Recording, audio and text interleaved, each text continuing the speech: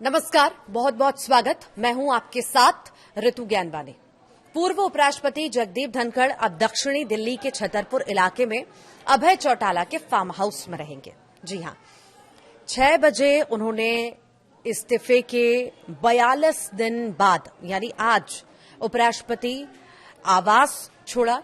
Indian national Lokdal के प्रमुख अभय चौटाला ने बताया कि हमारे परिवार के धनखड़ जी से पुराने रिश्ते रहे हैं।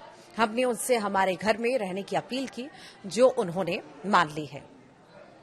धनखड़ ने स्वास्थ्य कारणों का हवाला देते हुए मानसून सत्र के पहले दिन 21 जुलाई को पद से इस्तीफा दे दिया था। तब से वे सार्वजनिक कहीं पर भी नजर नहीं आए। इसी दौरान विपक्ष ने हाउस अरेस्ट जैसे कई आरोप लगाए। हालांकि सरकार ने इनसे इनकार किया। धनखड़ अब तक संसद भवन के पास उपराष्ट्रपति एनक्लेव में रह रहे थे। उनका कार्यकाल 10 अगस्त 2027 तक चलना था। धनखड़ अभय चौटाला के फार्म हाउस में तब तक अब रहेंगे जब तक उन्हें टाइप 8 सरकारी बंगला आवंटित नहीं कर दिया जाता, और जिसके वो पूर्व उपराष्ट्रपति हैं जैसे कि वो, तो उन्हें मिलने का अधिकार भी है, वो हकदार भी हैं। धनखड़ के करीबी सूत्रों ने बताया कि वे अपने परिवार के साथ समय बिता रहे हैं, टेबल टेनिस खेल रहे हैं, योग का अभ्यास कर रहे हैं। साथ ही साथ नए उपराष्ट्रपति का चुनाव जो है वो 9 सितंबर को होना है। इसमें एनडीए के महाराष्ट्र के राज्यपाल सीपी राधाकृष्णन का मुकाबला विपक्ष के उम्मीदवार और सुप्रीम कोर्ट के पूर्व न्यायाधीश बी सुदर्शन रेड्डी से है। अब आपको ये भी जानकारी दें कि धनखड़ और चौटाला के रिश्ते कैसे हैं, जिनके यहाँ पर धनखड़ रुकने वाले हैं। तो धनखड़ और चौटाला परिवार के बीच करीब 40 साल पुराना रिश्ता है। 1989 में हरियाणा के बड़े जाट नेता और तत्कालीन मुख्यमंत्री चौधरी देवीलाल ने राजस्थान के युवा वकील धनखड़ को फ्यूचर का लीडर कहा था। धनखड़ देवीलाल को अपना राजनीतिक गुरु भी मानते हैं, और उसी दौर में दिल्ली के बोट क्लब पर देवीलाल के जन्मदिन पर विपक्षी रैली में धनखड़ ने 500 गाड़ियां राजस्थान से जुटाई थी। इसके बाद 1989 लोकसभा चुनाव में देवीलाल ने धनखड़ को झुंझुनू सीट से टिकट भी दिया, खुद प्रचार भी किया। चुनाव जीतने पर जब देवीलाल उप प्रधानमंत्री बने तो धनखड़ को भी सरकार में मंत्री पद मिला। हालांकि जब वीपी सिंह ने देवीलाल को मंत्रिमंडल से बाहर किया तो धनखड़ अकेले मंत्री थे जिन्होंने विरोध में इस्तीफा दिया। अब आपको ये भी जानकारी दे दें कि आज जब वो वहां से निकले तो इससे 2 दिन पहले उन्होंने पेंशन के लिए एक आवेदन भी किया था। पूर्व उपराष्ट्रपति जगदीप धनखड़ ने 30 अगस्त को पूर्व विधायक के नाते मिलने वाली पेंशन के लिए राजस्थान विधानसभा सचिवालय में फिर से आवेदन किया। धनखड़ 1993 से 1998 तक किशनगढ़ सीट से कांग्रेस के विधायक रहे थे। पूर्व विधायक के तौर पर उन्हें जुलाई 2019 तक पेंशन मिल रही थी।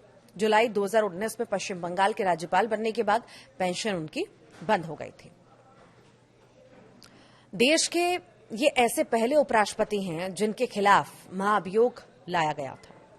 जी हां, देश में 72 साल के संसदीय लोकतंत्र के इतिहास में धनखड़ पहले ऐसे राज्यसभा के सभापति और उपराष्ट्रपति रहे जिनके खिलाफ दिसंबर 2024 में महाअभियोग प्रस्ताव लाया गया था, जो बाद में तकनीकी कारणों से खारिज हो गया था। विपक्ष धनखड़ पर पक्षपात का आरोप भी हमेशा लगाती रही। विपक्ष का दावा था कि वो सिर्फ विपक्ष की आवाज और उनके सांसदों द्वारा उठाए गए सवालों को दबाते हैं। उपराष्ट्रपति रहते धनखड़ के कई सारे चर्चित ऐसे बयान भी हैं जिन्हें लेकर आज तक बातें होती है। ममता बनर्जी पर 2022 में उन्होंने कहा था ममता सरकार एक खास वर्ग को ही मदद देती है, और कोर्ट पर उन्होंने कहा था कि संविधान का अनुच्छेद 142 जैसा परमाणु मिसाइल बन गया है जो लोकतांत्रिक ताकतों के खिलाफ न्यायपालिका के पास 24 घंटे मौजूद रहता है। फिर जज के घर कैश मिला था, उस पर भी उन्होंने बयान दिया था। उन्होंने कहा अब समय आ गया है कि कीड़ों से भरे डब्बे और कंकालों से भरी अलमारी को सार्वजनिक किया जाए। ट्रंप दावे कर रहे थे तो उन पर भी उन्होंने बयान दिया। दुनिया में ऐसी कोई ताकत नहीं है जो भारत को ये निर्देश दे सके कि उसे अपने मामलों को कैसे संभालना है।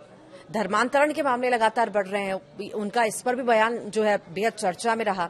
देश में शुगर कोटेड फिलॉसफी बेची जा रही है। सनातन विष नहीं फैलाता, सनातन स्व शक्तियों का संचार करता है। संविधान पर भी उन्होंने बात कही। उन्होंने कहा किसी भी संविधान की प्रस्तावना उसकी आत्मा होती है। भारत के अलावा दुनिया के किसी भी देश की संविधान की प्रस्तावना में बदलाव नहीं हुआ, लेकिन भारत की प्रस्तावना को 1976 में 42वें संविधान संशोधन अधिनियम के तहत बदल दिया गया। उसमें समाजवादी पार्टी, धर्मनिरपेक्ष और अखंडता जैसे शब्द भी जोड़ दिए गए। ये जोड़े गए शब्द नासूर हैं, ये उथल पुथल पैदा करेंगे। कोचिंग सेंटर्स और कई सारे ऐसे मुद्दे थे जिन पर उन्होंने बयान दिया और चर्चा में भी वो रहे। अब जब आज उन्होंने सरकारी बंगला छोड़ा है और वहां से वो अब चौटाला के यहाँ पर गए हैं, वहां कब तक रहेंगे ये अभी कुछ भी साफ नहीं है। फिलहाल देखना होगा। पेंशन के लिए भी उन्होंने अर्जी जो है डाली है, साथ ही साथ अब जो है वो परिवार के साथ समय बिता रखे हैं, उन्हें अच्छा लग रहा है। स्वास्थ्य कारणों की वजह से उन्होंने अपना पद छोड़ दिया, जिसके बाद तमाम कयास लगाए गए, तमाम सियासत भी हुई, पर इसी बीच उनका स्वास्थ्य अभी ठीक है। वो स्वास्थ्य पर ध्यान दे रहे हैं, परिवार के साथ समय बिता रहे हैं। नमस्कार।